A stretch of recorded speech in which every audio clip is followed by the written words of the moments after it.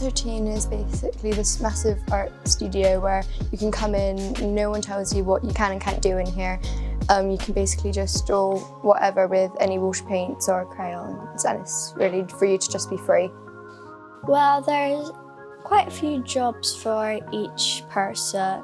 Like, we all have different roles in Room 13. Like, I'm a treasurer, so I count money and write checks to the bank. I'm also a shopkeeper, so I sell stuff so we can have more money to buy art supplies. And some people make sure the room's tidy, make sure everything's in place. Some people order materials that we need. There's a bit of everything for everyone to do. I got involved because I really like to do art, and it just seems like a really peaceful thing for me to do. Room 13 is a place where people make art, and it's also where they can express their feelings on how they feel, and there's loads of people who they can talk to and make friends in Room 13. The management committee works where the year 6s pick year 5s and year 4s to be in the management team for next year, and to apply for it you get given this sheet and then you fill out some answers and questions about what job you want to do. I think that it'd be good for other schools to have a Room 13 because it encourages people with their maths as well as English and writing. And Room 13 can be lots of different things, like for lots of different people. So for me, it's a place to just relax and forget about all of the stressful stuff that's going on in the world around me. So now I believe I am studio manager. So that means all the stuff over around there, I get to keep clean. If I had a magic wand, I'd make it so then that way every school has a Room 13, but designed for different kids' interests that aren't just art. Room 13's been running for almost 19 years now. And what I'd love to see in school is where children could have non-pressured time where they are being creative and get a chance to use their imagination, come up with ideas, problem solve, make mistakes, because it's through making mistakes and trying again and again and again that children kind of can build confidence, self-esteem in their own abilities. And school would be an incredible place if children had that space. What we've seen happen over the last 2 years is that children need school.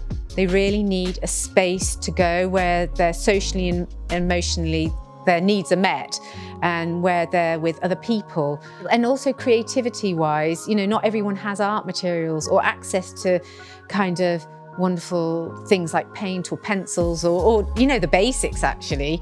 So I think the last 2 years, I would say our children have been through a lot.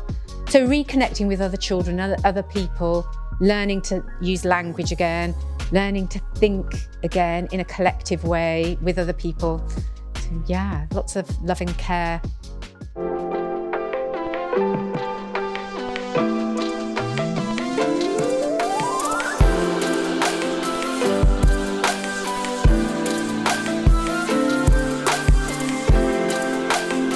So we decided to get our students involved in deciding on arts activities in school because basically we feel that our children are the most important part of our school, and we need everything we do to be based around them, their interests, because ultimately it is for them. So to do anything successfully, we need their voice as part of it.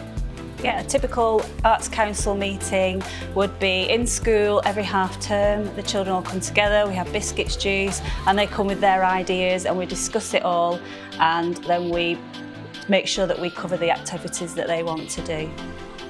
Well, I've made decisions about making a new podcast, and we've made the decision about the Winter Wonderland. So the podcast is basically where I speak and then other children come and talk about other things. Well, what made me go into the Arts Council is art is very therapeutic. It's a really inclusive subject and anybody's welcome to art. Anybody can be a leader as long as they've got courage, courageousness and determination and patience. I want to be an arts counsellor because it is really fun and it is something that I'm really passionate about. I made decisions about lots of things such as audiobooks, which I do with Mrs. Turner so young children know the story. All my ideas are important and Balderstones makes that happen. I would say to adults that art is a very good hobby which children can channel their emotions and excitements through. What made me want to get involved in the Arts Council is I really like doing art and I love showing my emotions with art and expressing myself. I would say to adults who think that only older children can be leaders that you're wrong! Because anybody can be leaders, even with art. Art is about expressing yourself, not about your age. Even babies can do art because babies can scribble. That's still a form of art. The children absolutely love the Arts Council. I started off with just a select few, just from Key Stage 2. And then since popularity has grown, the children are just wanting more and more to join. So we've gone from about 24 children now to about 40. Which is half of the school. And the Key Stage 1 children are super excited. So we are going to start a mini arts programme to make sure that Key Stage 1 are involved too. Our Arts Council have made a tremendous difference to our arts activities in school. I think it's inspired the other staff and the other children because the Arts Council children have been so passionate about what they do. They've started off with things that we've suggested to them, then gradually they've done more and more things on their own. And now they're coming to us and saying, can we do this, can we do that?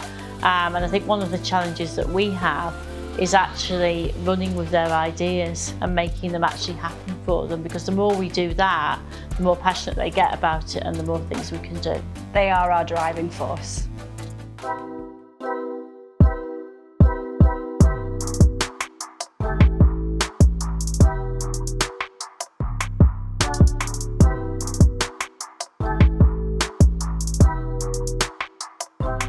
So at Woolenwick Infant and Nursery School, Pupil Voice isn't just about gathering children's reflections at the end of learning. It's very much about giving children agency over the direction of the lines of inquiry. Educators actively listen to the questions and theories of the children, and in this way they can facilitate learning that interests the children and is meaningful to them. Our place to play began with like a very small play area and not much people could fit on it, and there was like loads of dents in it, so we needed a new one. So we made our plan on a piece of paper and then we made it into a 3D Models. like models, and then the builders built what there wasn't most of, and most of them were swings, slides, Monkey bar. yeah, monkey bar, Balance beams. oh yeah, and balance beams, And a rope bridge. and rope bridge. It made me feel amazed actually. It made me feel like I was a real scientist. I made a TP because I think it's going to be good for quiet time in our school. So I made this and then Mum put hot glue on it to make it stand up.